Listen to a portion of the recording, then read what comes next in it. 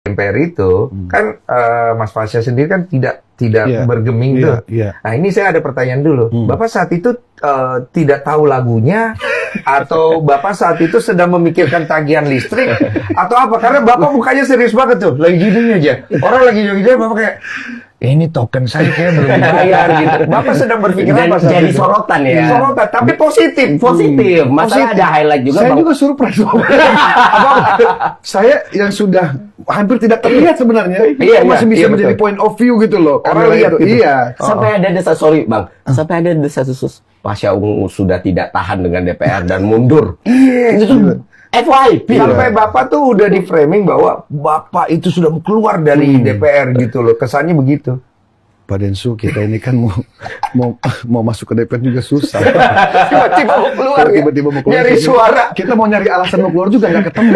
Nyari suara kayak orang gemis dulu.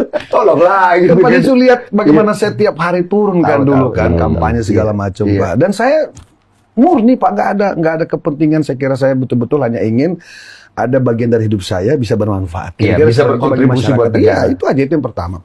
Nah soal tadi diem itu kan pengambilan gambar sekian detik apa sekian menit kira-kira begitu. Bapak ternyata aslinya joget. Berarti Bapak tidak sadar kamera. Memang saya tidak. Saya tahu ada kamera. Di situ kan kita sudah tahu ada kamera. Kenapa kita harus selalu aware ya? Karena tiba-tiba tuh spot itu bisa nongol di layar lebar itu, Pak. Kan nggak lucu kalau ada presiden lihat. Jadi kita tuh, saya pribadi saya nggak ngomongnya saya pribadi selalu awas gitu loh. Waduh, jangan sampai pas mohon maaf, apalagi kadang-kadang kan itu kan di dalam dingin sekali Pak. Kadang-kadang seseger-segernya kita Fer, itu bisa ngantuk Pak, benar. Makanya perlu gerak. Perlu kadang-kadang lu sujon ya. Menurut gua karena lu harus gerak gitu. Nah, saya itu kadang-kadang kan enggak masuk akal Bang Densu, enggak.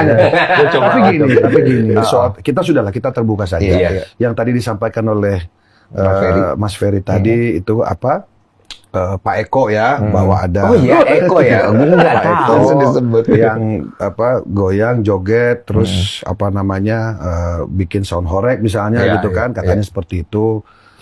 Yang saya tahu beliau hari ini atau kemarin itu sudah menyampaikan ke publik juga permintaan maaf. Ya, permintaan maaf. Oh, udah ada. Ya apalah bahasanya.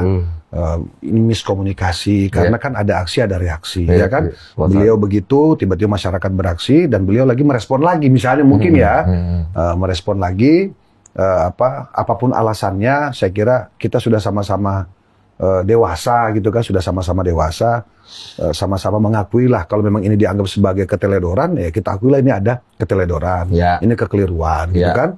Nah, tapi kalau bumbu-bumbunya tadi ada 3 juta per hari, itu saya juga belum ketemu gitu loh. Angkanya belum ketemu. Kalau soal joget, saya tidak bermaksud membela siapa-siapa, karena yang joget di situ bukan hanya Pak Eko, bukan hanya Pak Uya, banyak di situ. Karena saya lihat sendiri. Nah itu murni hanya karena gembira. Pidatonya Pak Prabowo itu luar biasa Pak. Kalau Bapak bisa putar ulang itu pidato Pak Prabowo itu apa yang ditangkap pas pidato suksesi itu? Pak, suksesi program pemerintah selama 10 bulan itu luar biasa. Ada yang meragukan kita dulu bisa swasembada. Soal pangan misalnya gitu loh. Akhirnya dalam 10 bulan ini kita surplus, kira-kira seperti itu. Betul, surplus Pak. 3,9 juta Pak. Gitu loh. Artinya yang pertama kita sudah tidak perlu lagi impor, kira-kira begitu.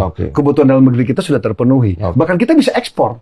Kalau ada negara-negara tetangga kita perlu, kita sudah bisa ekspor. Positif gitu loh.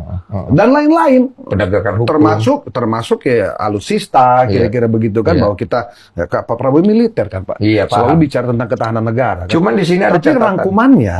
Rangkumannya positif Pak. Positif, tapi ada catatan. Sebenarnya salah satu yang men-trigger juga, bukan selain joget, adalah kenaikan pajak. Pati menurut saya sebagai orang awam ya, lurusin gue ya. Gue ngelihat kejadian di Pati itu kejadian paling bikin gue shock karena kenaikan pajak sampai ratusan persen ya, 250% gitu.